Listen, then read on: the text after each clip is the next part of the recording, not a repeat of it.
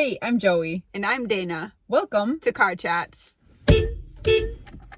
Today, Joey and I are going to talk about how to be a good ally to your LGBTQ friends and family, as well as to the LGBTQ community as a whole. It's easy to associate allyship with visible demonstrations of support and solidarity like rainbow pins and bumper stickers and pride flags and even attending pride events. These gestures are important and a very clear sign to LGBTQ people that you support them. However, they certainly aren't enough on their own. So today we're going to discuss 3 pieces of advice that we consider to be foundational to being a good ally. We'll start by discussing allyship more generally, and then we'll narrow down to thinking about your specific relationships with LGBTQ people in your life and how to be a good ally to them. Our advice is based on our experiences as LGBTQ people. I'm gay. And I'm bi. And what we learned from our coming out experiences. It's important to consider your specific relationships to LGBTQ people and to understand that not all LGBTQ people need the same types of support, and so each type of allyship looks different. The number one place to start on your journey to allyship is education and self-reflection. This enables you to be a good ally at all levels. Aside from all-out rejection, which obviously is not a good form of allyship or allyship at all, the biggest barrier to good allyship is just discomfort or lack of knowledge about the LGBTQ community. It's okay and good to be honest with yourself about where you're at in the areas that you still need to grow. Joey and I realize we live in a very heteronormative society, so we all have things that we need to learn and unlearn. Mm-hmm. Before you can even begin to start educating yourself, self-reflection is so important. Reflect on what you do and don't know about the LGBTQ community and LGBTQ people, both personally and more broadly. Notice your feelings about the topic and these people, and consider where you get your information and opinions about the community. After you've done that self-reflection, you can then move from the heart to the head and really start working to educate yourself. This means starting with a solid foundation of accurate, up-to-date information and knowledge about the LGBTQ community, as well as terminology. We're not saying that you need to become experts or scholars about LGBTQ matters. What we are saying, though, is that you need to develop a basic knowledge to work with. Based on your self-reflection, you're probably going to discover areas that you need to grow and learn in, and so focus on those things. Dana and I can acknowledge for ourselves that we are not experts. We've done a lot of reading and research on our own, and we have our own personal experiences to go on, but there's always more to learn. Always. We'll provide some links below that will give you a great place to start in your learning journey. You may be wondering why it's so important to have this basic knowledge about the LGBTQ community. We understand that there's a lot of different things in life that you could be choosing to learn about, but why it's so important in being a good ally is because we live in the information age where basic knowledge is a 2-second Google away. And so if you are operating in your daily life without a basic understanding of terminology and information about the LGBTQ community, it can seem really offensive and hurtful to people in the community because it can feel like willful ignorance. Dana and I have both experienced people in our lives using out-of-date terminology or perpetuating unhelpful stereotypes about the LGBTQ community, and it's very hurtful, especially because we know how easy it is to educate ourselves.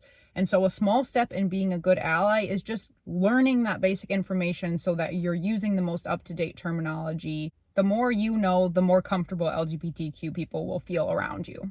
Again, we don't expect perfection. Things will develop and change over time as they do in all areas of life. And so we all will continue to learn and grow and make it an ongoing journey. Another really important piece of educating yourself is finding the stories of LGBTQ people. There are tons of really great books, music, articles, and movies out there that can be helpful with learning about the experiences of LGBTQ people. We can educate ourselves all we want, but information can only get us so far. Hearing the stories of LGBTQ people's experiences really help us to learn how to empathize and understand them better. Our second point is about being a good ally to the LGBTQ people in your life that you know personally. And we would say that you need to start by asking them how you can support them best. This opportunity often arises right after someone comes out to you, or shortly after. Every LGBTQ person will need different types of support, and some will need more and some will need less than others. By asking them, you're empowering them to choose the type and amount of support that they would like from you. And they might tell you that they don't need much support or that they don't want to talk much about it. And that's completely fine. It still shows them that you care and that you're there for them. They'll know that they can bring it up with you if they want to or if they need support. From all of my different coming out experiences, I remember one with a friend very clearly because at the end, she specifically asked me, how can I best support you? And I remember just feeling so loved by her asking that question. And my answer to her was, honestly, just keep being a great friend. She was always a very intentional friend, and did a really great job of setting up times to meet up and just keep in good contact. And that's what I needed from her, is for her to continue doing that. It was a great experience to have her ask me that and to feel very cared for in that moment. Our third and final piece of advice is to treat the LGBTQ people in your life like all your other friends and family, because they are. Allyship at its best is striking the balance between not ignoring their sexuality while also not elevating it as the central part of their being. If you know that an LGBTQ person in your life has had a particularly difficult coming out experience, check in with them. If you know that some of their relationships may be impacted long term, continue to check in with them about those relationships. I have a friend who does this extremely well. She's been very intentional about checking in with me about specific relationships that were more impacted after I came out. And that's super helpful for me to process with someone, and it shows how much she cares and wants to support me as I navigate these relationships. As Dana said before, the best way to be an ally is to treat your LGBTQ friends and family like you treat any other friends and family in your life. For example, if I have a friend who's dating, I ask them how it's going and how their partner is doing. If you have a gay person in your life who's dating, ask them how it's going and how their partner is doing. And similarly, if I have a single family member, I ask that single person, what are you thinking about in terms of relationships? Are you interested in dating? Are you happy being single? Tell me about how you're doing. And do the same if you have LGBTQ people in your life who are single. Ask them about that dynamic and if they're happy or if they want to be in a relationship or what they're thinking about that. Obviously, this doesn't need to be any sort of badgering, because we all know how annoying it is to be badgered about relationships when you're a single person. But at the same time, it is very caring to check in occasionally and ask how they're feeling and how they're doing in regards to thinking about relationships or not, just how they're doing with being single. A way to level up your education about the LGBTQ community is to be paying attention to current events that may be happening that could affect the LGBTQ community, whether that's policy or court rulings or just stories that are going around in the news regarding the LGBTQ community. Checking in with the LGBTQ people in your life about how those current events are affecting them is a really great way to show them that you care and that you're paying attention.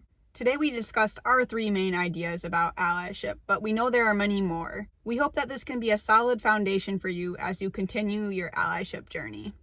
And on that note, all aboard the allyship! Ooh, ooh. Okay, are you gonna hit it on the first try? Yes. Okay. I don't know anymore. No.